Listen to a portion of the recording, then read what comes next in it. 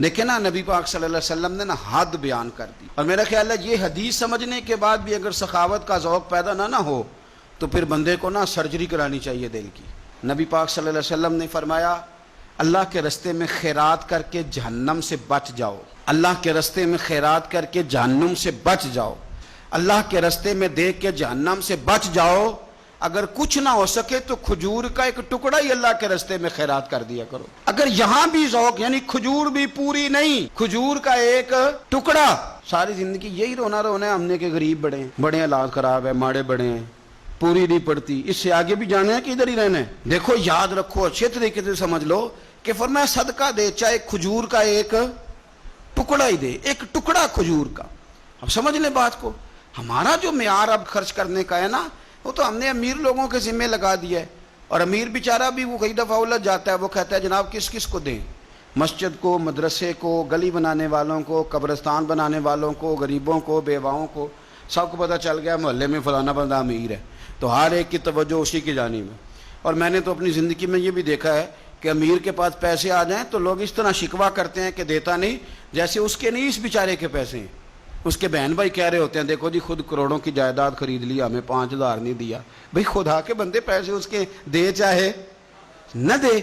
تو جب ہم سارے مل کے سخاوت کریں گے، جب امت ساری یہ شعور پیدا کرے گی، بیدار کرے گی اپنے دل میں باتیں کہ میں نے اللہ کے رستے میں کچھ دینا ہے۔ میں اکثر کہتا ہوں کہ ایک پوری یونیورسٹی قائم کر دینا بھی بڑا کمال ہے کہ میں نے اپنے شہر کے اندر ضلع میں ایک یونیورسٹی قائم کر دی، اور ایک مدرسہ قائم کر دینا قرآن و سنت کا بہت بڑا کمال ہے۔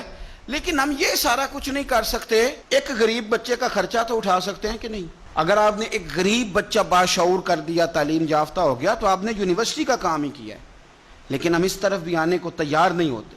اپنی قربانی کے لحاظ سے ماحول کو سخاوت کا رنگ دیں، ماحول کو ذوق کا رنگ دیں۔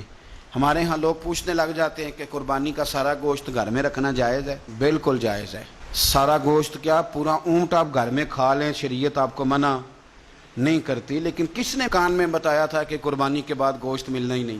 آپ یقین کریں، پوچھیں الیکٹریشین لوگ جو یہ کام کرتے ہیں، مکینک لوگ، ان سے پوچھیں، وہ کہتے ہیں سب سے زیادہ فریزر کا کام آنے لگ گیا ہے، لوگ فریجیں ٹھیک کرا رہے ہیں اس لیے کہ گوشت سٹاک کرنا ہے، پتہ نہیں اس کے بعد کوئی بکرا ہاتھ آئے کہ نہ آئے، آخری سمجھ کے کھانا ہے۔ ایسا نہ کرو۔ اگر سارا گھر میں رکھنے کا مفتی صاحب سے فتویٰ پوچھ لیتے ہو تو کیا کسی مفتی نے یہ فتویٰ نہیں دیا کہ سارا بانٹ دینا بھی جائز ہے؟ یہ بھی فتویٰ پوچھو کسی سے، اور نہ ہو تو مجھ سے پوچھ لو۔ قربانی ساری رکھنی بھی جائز ہے اور ساری بانٹ دینی بھی، ایک لقمہ بھی نہ کھائیں، ساری بانٹ دیں۔ آپ بانٹتے رہیں، رب کریم آپ کو اور دینے کا ارادہ فرماتا رہے گا۔